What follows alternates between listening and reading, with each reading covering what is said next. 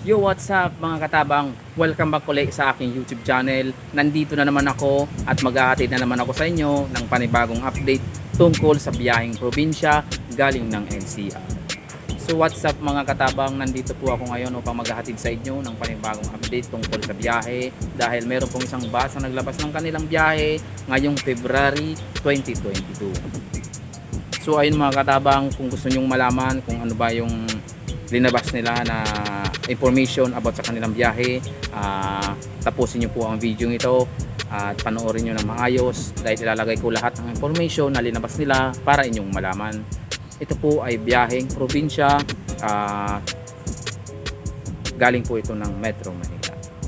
So ayun, bago ako magsimula mga katabang, welcome back ulit sa aking YouTube channel at mag-i-intro muna tayo.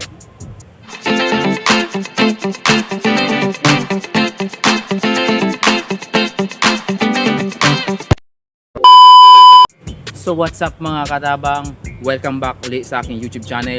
Ang i-update po natin ngayon na bus ay ito po yung Ultra Bus.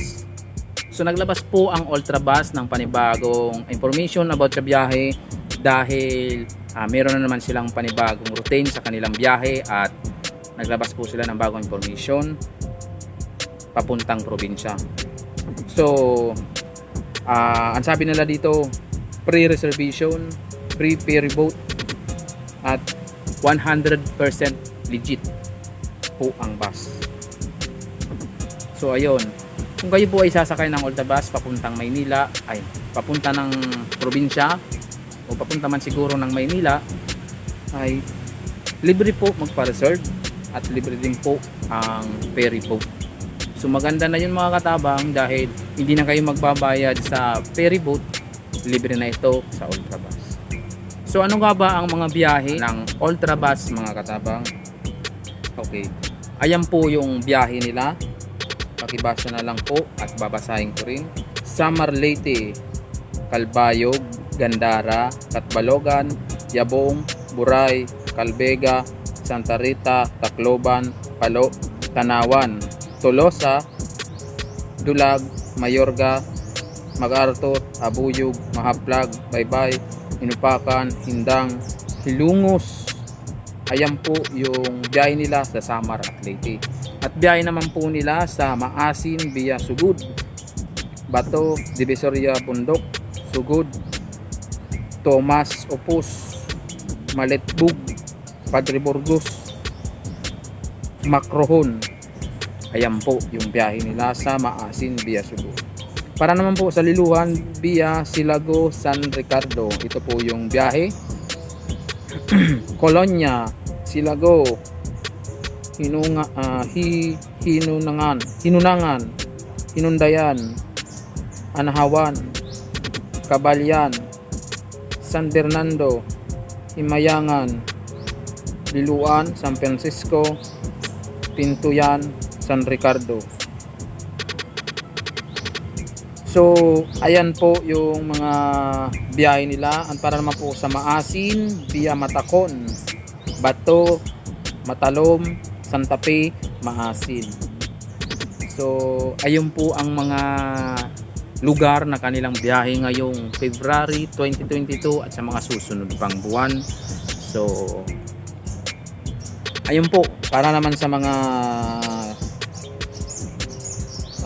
detalye about sa pamasahe, about sa requirements, wala pong nakapost na requirements, wala rin nakapost na pamasahe, pero po nagbigay sila ng contact details para inyong kontakin at para inyong matanong kung ano ba ang requirements, kung ano ba ang kung magkano ba ang pamasahe.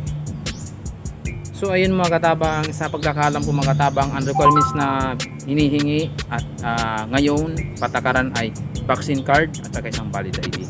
Yun po ang pagkakaalam ko, pero depende po sa basyang kung ano ang hihingi nila.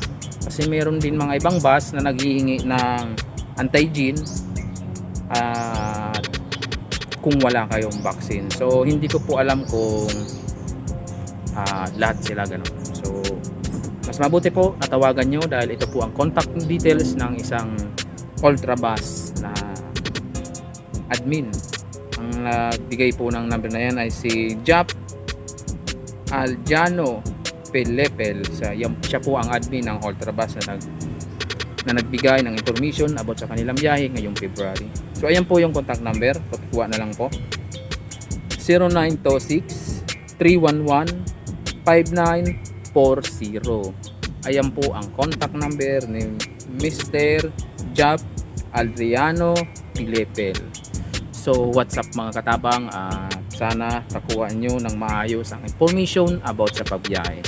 So ayun mga katabang, sana po ay nahihatid ko sa inyo ng maayos ang biyahe ng Ultrabus patungong probinsya at sa mga tawid dagat ang mga uuwi dyan.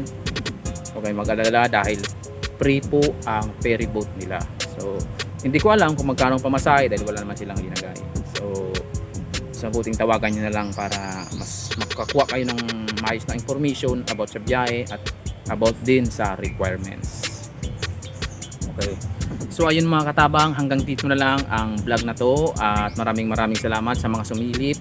Natapos nyo man o hindi ang video ito, thank you so much sa inyo at sana nakapag-subscribe kayo sa aking channel Pasamok TV at sana po napindit nyo ang bell notification para maging updated kayo sa aking bagong mga video about sa biyahe.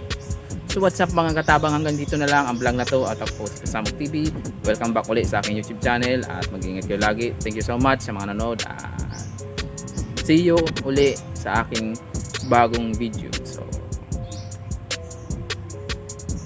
sa sunod ulit na pagkikita-kita natin mga katabang. So hanggang dito na ang vlog na to. Bye bye.